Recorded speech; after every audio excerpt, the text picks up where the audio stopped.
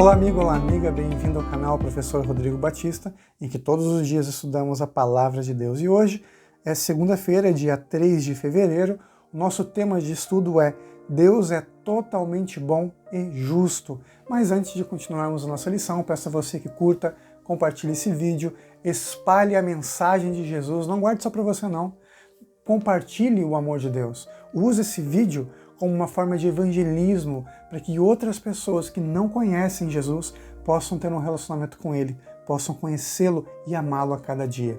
Tenho uma dica para você hoje. Você tem curiosidade sobre as profecias de Deus, da Palavra de Deus? Você gostaria de saber mais e cada vez mais sobre o que Deus tem aqui nos últimos momentos da história desse mundo? Porque, sem dúvidas, o nosso mundo caminha para o fim. Será que você gostaria de saber um pouquinho mais? Eu tenho uma dica de estudo para você hoje. Esse é o livro O Mistério da Profecia, Esperança para um Mundo em Crise. Tá vendo o livrinho aqui? O Mistério da Profecia. Quem me deu esse livro foi a minha sogra, foi um presentinho da Dona Teresa, que eu já agradeço aqui no vídeo por ter me dado esse presente. É um livro de um pastor já aposentado chamado Mark Phelan. Ele era um orador de um programa de televisão chamado Está Escrito e trabalhou por muitos e muitos anos como evangelista no mundo inteiro, pregando a mensagem de Deus como missionário. E nesse livro, ele aponta o caminho que nós estamos seguindo agora e nos mostra, através da revelação da palavra de Deus, tudo o que está acontecendo e o que vai acontecer firmado na palavra de Deus. Eu vou dizer para você um pouquinho do que esse livro nos conta. A edição que eu tenho em mãos é de 2019, mas você encontra edições mais atualizadas, né? Mas vamos lá, o que esse livro fala? Fala da segurança em um mundo de incertezas. Como é que você consegue se sentir seguro num mundo tão ruim que a gente vive? Qual é a nossa base de segurança?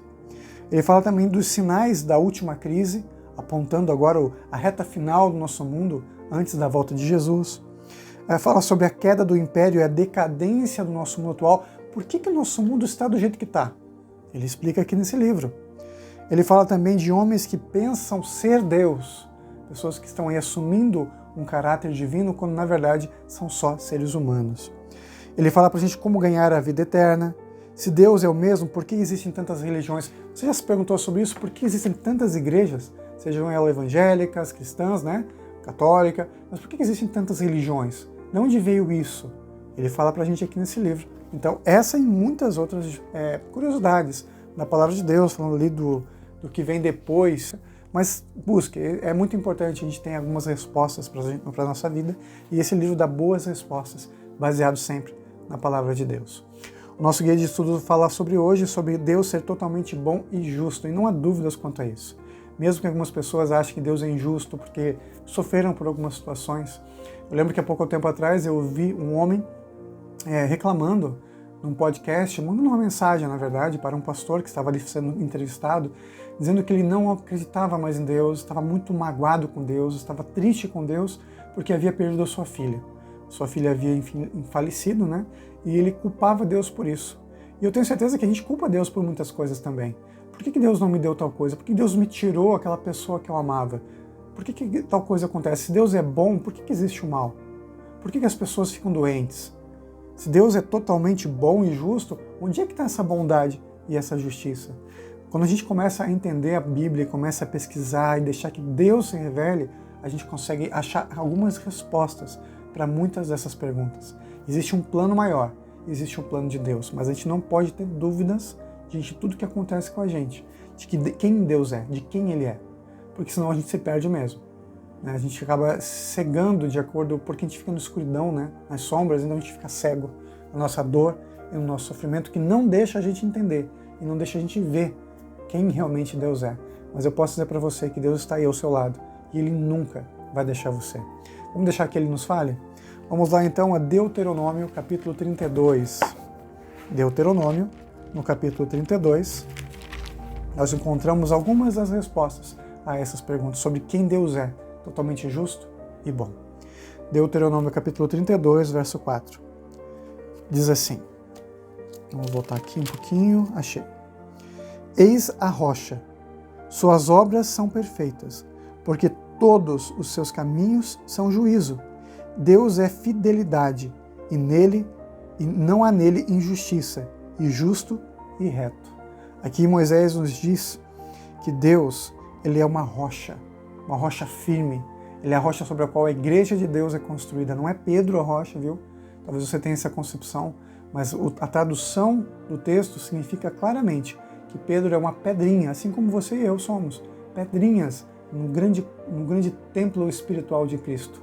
E Jesus é a rocha eterna. É isso que a Bíblia apresenta sempre sobre Deus, aquele que nos protege, aquele que nos guarda, e aquele que não nos deixa sozinhos lutando nessa vida. Deus é uma rocha e as suas obras são perfeitas e todos os seus caminhos são justiça. Deus sabe o que faz, meu querido amigo e minha querida amiga. Nós vivemos no mundo de justiça, mas o nosso Deus é um Deus justo. Vamos lá, Salmo 92. Salmo 92, verso 15.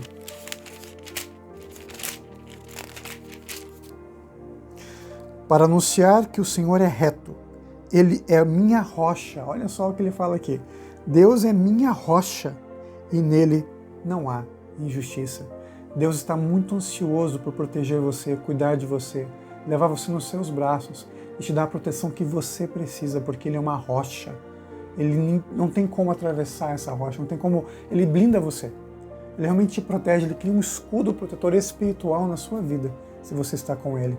Mesmo que muitas situações aconteçam, né? Os dardos inflamados do inimigo, que é o que a palavra de Deus, o apóstolo Paulo fala, as flechas do inimigo, as lanças do inimigo, tentem nos tocar, Deus promete que Ele nos protege de todo o mal. Mesmo que a gente passe por momentos difíceis, Ele tem a resposta.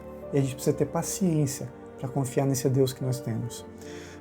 Vamos ler também o Salmo 9, Salmo capítulo 9, versos 7 e 8. Vou voltar um pouquinho então ao Salmo capítulo 9. Anote esses textos, isso é muito bom para você poder refletir depois sobre esses textos que nós estamos falando, para você ter mais relacionamento com Deus.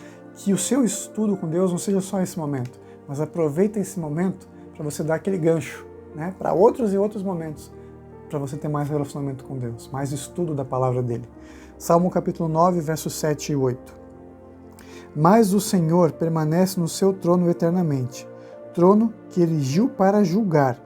Ele mesmo julga o mundo com justiça e administra os povos com retidão. Deus é justo, Deus é bom. E Ele está no controle, é o que o texto diz aqui. Ele administra, é Ele que está realmente no controle da história. Não se engane, Jesus não deixa as coisas soltas. Ele sabe exatamente o que está fazendo. Vamos então agora ao Salmo 145, finalzinho do livro de Salmos. Salmo 145, a partir do verso 9, diz assim: O Senhor é bom para todos, e as suas ternas misericórdias, então uma misericórdia com muito amor, né? Ternura, suas ternas misericórdias permeiam todas as suas obras. Todas as suas obras te renderão graças, Senhor, e os teus santos te bendirão. Falarão da glória do teu reino e confessarão o teu poder, para que os filhos dos homens se façam notórios e os teus poderosos feitos e a glória da majestade do teu reino. O teu reino é o de todos os séculos, e o teu domínio subsiste por todas as gerações. O Senhor é fiel em todas as suas palavras e santo em todas as suas obras. O Senhor sustém os que vacilam e apruma todos os prostrados. Em ti esperarão os olhos de todos, e tu, a seu tempo, lhes dá o alimento. Abres a mão e satisfazes de benevolência a todo o vivente. Justo é o Senhor em todos os seus caminhos, benigno em todas as suas obras. Aqui nós temos uma revelação do caráter de Deus. Ele nos põe de pé, Ele nos ajuda, Ele nos auxilia, Ele administra a nossa vida para o bem, para a salvação na eternidade. Esse é o nosso Deus que é totalmente bom e totalmente justo. A nossa lição, ela termina nos fazendo uma pergunta, e eu quero fazer essa pergunta para você refletir. E deixe nos comentários, se você quiser, uma resposta para ela. Não tenha vergonha de comentar, não tem problema não. Tudo que a gente pode colocar só vai agregar. Sejam dúvidas, se você tiver perguntas pode colocar, sejam afirmações.